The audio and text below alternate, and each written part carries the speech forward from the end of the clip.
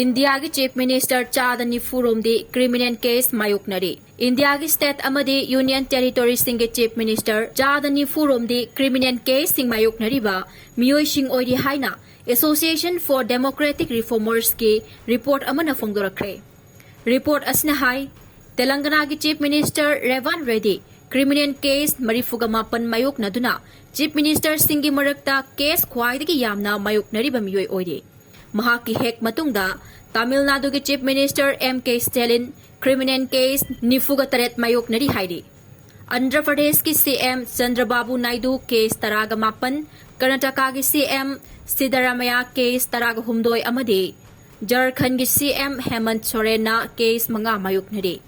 Maharashtra ki CM Devendra amadi, Himachal Pradesh ki CM Sukhbindra Singha case mari Maiyoknari. Kerala ki CM Pinayai Bijayana case ani amadi Punjab ki CM Bhagwan Man na case ama Maiyoknari haidi. ADR ki report asna Central Lengak na PM CM amadi Minister Singh na numit kuntrani dagi hena criminal charge ta custody da laiba taragade. Makhoibu constitutional post dagi lagthok payana ba bill puthokraba matungda ADR na puthorakiba report ni.